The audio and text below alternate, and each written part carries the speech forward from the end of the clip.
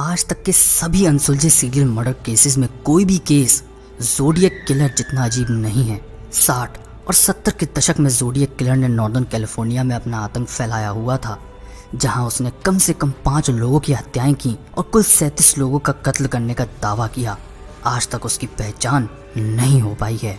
आतंक के उस दौर की शुरुआत 20 दिसंबर 1968 को हुई, जब बेटी लो जॉनसन और डेविड फेराडे का कत्ल हुआ। उस युवा जोड़े पर एक बंदूकधारी ने उस वक्त हमला कर दिया जब वे बेनिशिया शहर में लेक हरमन रोड पर अपनी कार में बैठे थे, जिसमें दोनों की ही मौत हो गई। इस घटना का कोई भी गवाह नहीं था और पुलिस को जांच के लिए ज़्यादा सबूत भी नहीं मिले। जुलाई 1969 की शुरुआत तक सब शांत रहा, लेकिन फिर वेलेजो में डैलन फरीन और माइकल मैगुइस पर कातलाना हमला हुआ। कई गोलियां लगने के बाद फरीन की मौत हो गई, पर मैगुइस हमले में बच गए। अगला हमला 27 दिसंबर 1969 को लेक बेरिसिया के किनारे हुआ, जिसमें सेसिलिया शेफर्ड की मौत हो गई और उनका बॉयफ्रेंड ब्रायन हार्टनेल बुरी तरह से घायल हो गया। मरने वालों की लिस्ट में अगला नाम पॉल ली स्टाइन का था।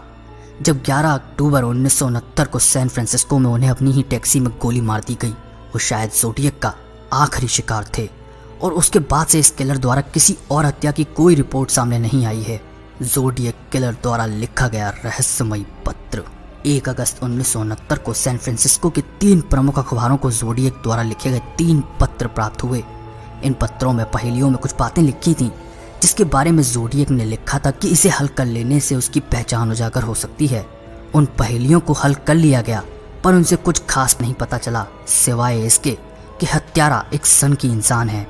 अखबारों को 7 अगस्त 1969 को मिला चौथे पत्र ही था, जिसमें कातिल ने अपने मशहूर नाम का खुलासा इस वाक्य से किया था, this is the zodiac speaking.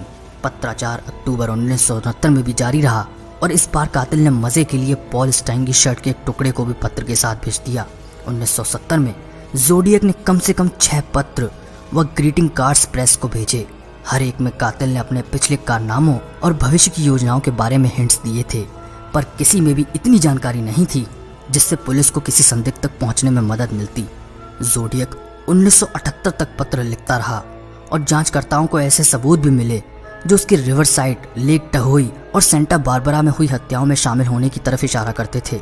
Zodiac killer के लिखे आखिरी पत्र को अब करीब 40 साल हो गए हैं और आखिरकार पुलिस अब शायद कातिल को पहचानने की तरफ बढ़ रही है। टेक्नोलॉजी में विकास के चलते पुलिस अब पत्रों से मिली लार और दूसरे सैंपल्स को डीएनए टेस्टिंग के लिए भेज रही है, लेकिन अभी तक पहचान नहीं हो पाई है और इसलिए ज़ोडिएक की कहानी का आखिरी पन्ना लिखा जाना अभी बाकी है। क्या अब 4 दशक बाद ज़ोडिएक को पकड़ा जा सकेगा? आप क्या सोचते हैं? कृपया कमेंट्स में बताइए और ऐसे ही और वीडियोस देखने के लिए चैनल को सब्सक्राइब कीजिए।